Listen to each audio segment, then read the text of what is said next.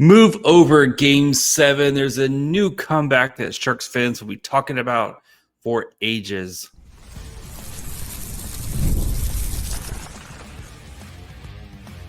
You're Locked On Sharks, your daily podcast on the San Jose Sharks, part of the Locked On Podcast Network, your team every day. Hello, welcome to Locked On Sharks, the premier hockey podcast covering your favorite team in the Bay Area. My name is JD Young, caretaker at the Reef, also the co-host of Locked On NHL. I want to thank you for making the Locked On Sharks your first listen. Proudly part of the Locked On Network, where we cover your team every day. And if you want to be an everydayer, all you have to do is just follow along wherever you get podcasts. And of course, you can watch on YouTube as well. And today we are overreacting to the Sharks' 8-5 comeback win over the LA Kings at the Golden State Rookie Faceoff. Michael Misa, Sam Dickinson leading the way. We're going to also talk about Collin Graf, why he should be 100% a full-time NHLer, and other players who really showed up today as these Sharks, again, complete the comeback. So let's get started by kind of painting the picture of this game a little bit and talk about Misa and Dickinson. These Sharks, like 1 p.m. game after playing a night game last night, right? The first period was absolute garbage by the Sharks, right? Just sloppy play, like all over the place. A lot of guys kind of just making poor decisions, right? That led to Kings goals. Even the very first goal, right? A pinch by Sam Dickinson, and the other defender doesn't read it, and the forwards don't kind of get back in time, leads to a 2, and just a lot of 2-on-1s, and a lot of poor Matt Davis just had no real chance there, and especially that first period. But credit to the Sharks, whose second period, both the Kings and the Sharks make goalie changes halfway through, as was planned, right? As they want to see their young goalies, and Christian Kirch comes in. But at that moment, the San Jose Sharks really found their game whenever they had that goalie change, scoring 6 unanswered goals to come back. And then they add a couple more at the end, including an empty netter from Carson Wedge. But credit to this baby Sharks offense, which put up 14 goals in 2 games. That's a solid week and a half for the regular San Jose Sharks. But credit to them to finding their game and then kind of riding the momentum in the first, in kind of the second half of the second period, and then really taking control of this game in the third period. But Sam Dickinson and Michael Misa leading the way. We'll start with Misa, who was outstanding today, and realistically, he ended it today. He had a goal and multiple assists. Like, he could have very easily had a hat trick. He was robbed on multiple occasions today of like just highlight reel robbery from the goaltending, and he was just an absolute. You saw today, especially, what makes Michael Misa such a dynamic player, right? Playing with pace, his ability to control and win puck battles, and just kind of continually fight, right? The assist that he had on it was on the second goal of the game. No, it was on the Halton goal. Sorry, where that was the first goal of the game to kind of get things going, where he fights off a board battle, fights to get the puck, and then cuts towards the middle of the ice and has the vision to see a streaking Halton crashing towards the net and puts the power. All Halton has to do is literally stop and put his stick down, and it goes into the net. Just so many little plays like that where Misa is just, his ability. The thing that kind of really impressed me the most today was Misa's ability to kind of control and protect the puck, and then again use that time to then find other players, right? And I know the goal scoring, like, Misa's a great goal scorer. He like I said, he probably should have 3 goals today. He got absolutely robbed on two grade A chances, and finally got one after a really nice dish from Quentin Musty. But Misa and Dickinson were at the heart of this comeback, and Sam Dickinson today with a goal and 3 assists. What especially that second half of that second period, Dickinson really found his game, right? And you saw what makes Dickinson so special. His ability to, again, play in all 3 zones, right? And carry the puck. And he had a beautiful, great read. He's, takes the puck, takes off with it. And I think Stoll was the goalie at the time for the Kings. Makes a great save there. But Dickinson, great read, gets the puck over, like a nice, really great pass, cross ice pass to an open. I forget who the forward was, but still, Dickinson driving play there, right? Dickinson on without Luca Cagnoni today. I really wanted to see how Dickinson would respond with the keys to the car. After, again, first period was rough, but that was rough for everybody. But this team really found their groove, and Dickinson was, I think, a big reason why this team really found their groove and was able to come back in this game. So you have to be really happy with 2 of your star players in Michael Misa and Sam Dickinson being at the center of this comeback. And again, we were 100% overreacting today, right? About the San Jose Sharks in a rookie face-off tournament in, the middle of September.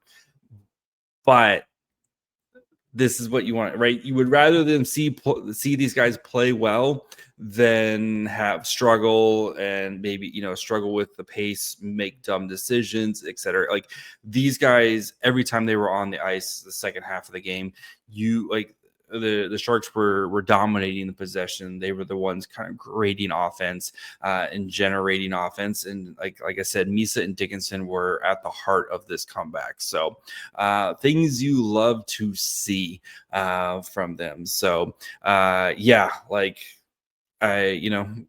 now the hope for both these players, right? Because both these players are major candidates to actually crack the Sharks roster coming out of training camp.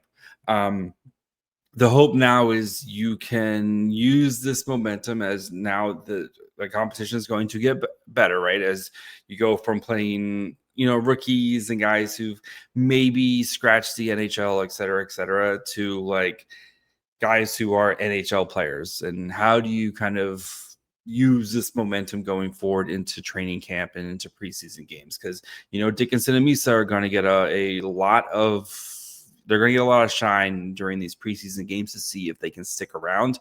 So let's see how these guys continue their growth and development. But love to see it. We're going to talk about Collin Graf here in a couple minutes. We're also going to continue to talk about about Quentin Musty, who didn't get as much on the score sheet, but was just as impactful today as well. So we'll get to some of the other guys who I thought had great games as well in just 1 second. The NFL season is here, and FanDuel is making sure you're ready for kickoff with a can't-miss offer. Right now, new customers can bet just $5. If your bet wins, you'll get $300 in bonus bets to use across the app.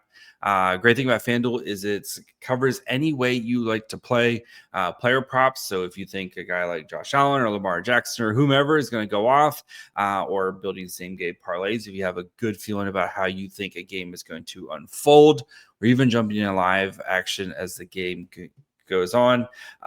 They make it super quick, super easy, and the best way to add a little bit more fun and energy to your Sundays. So if you're ready to start playing, download the FanDuel app now by visiting FanDuel.com to get started. That's FanDuel.com to place your first $5 bet.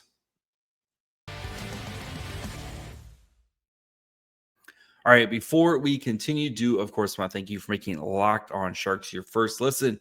If you haven't yet, perfect time to subscribe. Training camp is here, guys. It starts this week. So we got plenty of reactions to what happens at training camp. We got preseason games coming up, and the season starts here in just a couple weeks. So make sure you're following along wherever you get podcasts, and of course, you can watch on YouTube as well. Collin Graf, certified cheat code in this game. A guy who has, half a season of NHL experience. What you saw that the intelligence from Collin Graf constantly today. The Sam Dickinson goal at the end of the second period, right, and on the power play there, where Graf gets the puck. There's just a mountain of bodies. Poor Quentin Musty just hanging in under there as he gets 100% gets tackled. Would have been a penalty there if the Sharks didn't score, but he goes for the wraparound, realizes it's not there, and instead of just shooting, like how often do we see guys just shoot the puck into a mess of bodies and there's no room for them to, one, shoot the puck, or two, any place for them to put the puck? No, he just sees Sam Dickinson hanging out, passes to Dickinson, who has a better angle and a better shot, and Dickinson scores there. Graf had 2 goals in this game, and again was a huge part of the comeback as well. But that intelligence, my favorite thing about Collin Graf is the puck always finds him, right? The puck always finds him. That's because he's such a smart player and is such a high IQ player and knows exactly what's going to, that's not an accident that the puck keeps finding him. He 100% should make this NHL roster because of his ability to be that kind of next do-it-all guy for the Sharks. You need somebody who can play on the PK. You need somebody who can play on the power play. You need somebody who can be an asset at 5-on-5. You need him to play some lockdown defensive minutes. You need him to help generate offense. Collin Graf can do all that stuff for you and do it well. So great to see Collin Graf. Again, they usually send like one kind of veteran, one guy who's got some NHL experience to these things, and I thought Graf really showed himself as I think as a player who's going to be on his way to onto the Sharks NHL roster. So, and he does not need any more time in the AHL. He's an NHL player right now, full-time NHL player. Other guys, Quentin Musty, who we talked about earlier, mentioned earlier, but Quentin Musty, again, not as much on the score sheet today, but continued that same kind of style of play, right? Driving offense, getting to the dirty areas, like I just mentioned, got tackled on that goal and drew at least 2 penalties today because of that. Got into a bit of he got into a fight. Just needed the goal for the Gordie Howe there, but Musty just continue like I said yesterday. I think Musty is going to be on a mission this season to kind of just remind people, yeah, I'm pretty good, and this is a nice step. I still think Musty's going to spend some time in the AHL, and I really hope he does to kind of continue to round out his game. But I think this is a really nice start for his kind of the work he did this off season. A really nice start for training camp for him. He's got to be feeling really good about his game and where he's at, especially kind of compared to his peers. I think you can make a very easy case for the best player this weekend for Quentin Musty. Like Sam Dickinson was good, Michael Misa was good, Collin Graf was good as well. Musty has a very legitimate case to be the best player on the ice for the Sharks this weekend. I think he was the best player on Friday night, and he was really good today as well. So good for Musty. Some other guys who I thought played really well. Matthias Havled, I'm really excited to see him playing on the Barracuda this season and getting a full year in San Jose after kind of, spending last year half in the SHL, half in the Hockeyallsvenskan, getting a full year here and letting him develop. You see the offensive prowess, and even when he makes a mistake, he's so smart and he's so quick that he's able to kind of overcome those mistakes and don't let them compound into worse or catastrophic mistakes. You saw that on the blue line today where he had a bit of a fumble, which happens, right, with defensemen occasionally. But he was so quick that he was able to, instead of it turning into a 2-on-1 the other way, he was able to shut it down, regain control, and get the Sharks going in the offensive zone. Had a nice goal today. 2 very nice goals this weekend for Matthias Havlid. I'm super excited about seeing him. I thought Jake Furlong had a pretty solid game as well. Haoxi Wang, who got into a fight. That fight looked personal after a couple of cross checks. That fight looked personal, but I thought he much calmer game today than what we saw on Friday. And again, that's going to be part of the Haoxi Wang experience as he continues his development. I'm really excited to see him next summer, how he looks after a full season in the OHL. And kind of see how that his game kind of really progresses over the next year. But I thought much better game from him today. Granted, he missed a big chunk of it with his fight, and then he got a 10-minute misconduct. But I thought he played well. And Kristen Kirsch really, I thought, played really well. Poor Matt Davis had no chance with the way the Sharks are playing in front of him. But I thought Kirsch came in and really settled things down. The one goal was that he gave up was a little bit of a scramble drill here. And it did help that the Sharks were doing a much better job of controlling the offense and controlling the pace of game. But Kirsch made some big saves when he needed to. And I think for a guy who had a weird year last year himself, I think has got a chance to go to the OHL this year and really kind of get his game going. Which should be a very good Kitchener Rangers team, because that team's always usually really good. So I'm feeling a lot better about Kirsch than I did the beginning of the weekend, after even I know it's just, again, overreacting here. But I thought he looked really good as well. Carson Wetch continued to do Carson Wetch things. Interesting, Chernyshov playing on the third line today. I think had a much quieter game. Did have a very nice assist on the Havlid goal, but I thought much quieter game from Chernyshov today. So, again, like the Misa, the Musty Chernyshov debate over the kind of the past year.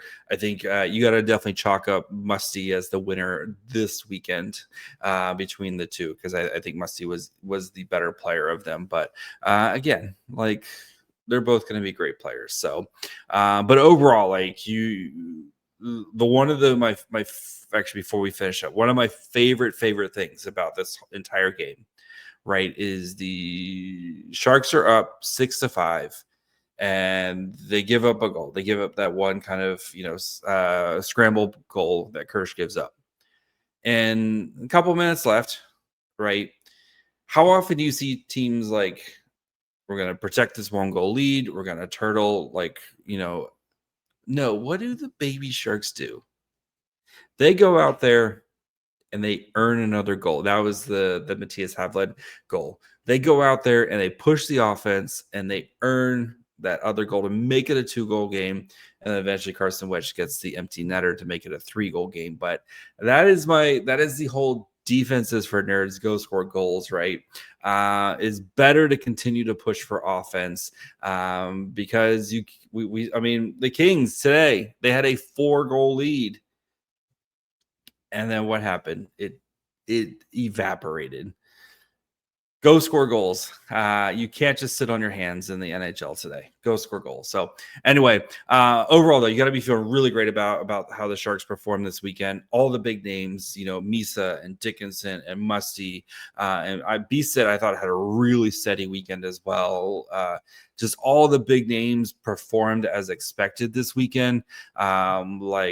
You got to be feeling really great about how the prospect pool is looking and performing right now. And it's going to be fun to see who can stick around the longest in training camp here. Which some of these OHL and CHL guys and some of these Barracuda guys, who can stick around in training camp the longest. So anyway, that's going to be it for me today. We'll be back on Monday, Sunday night Monday.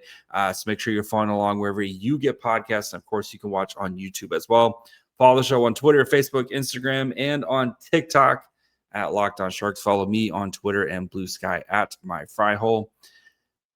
Until tomorrow, bye, friends.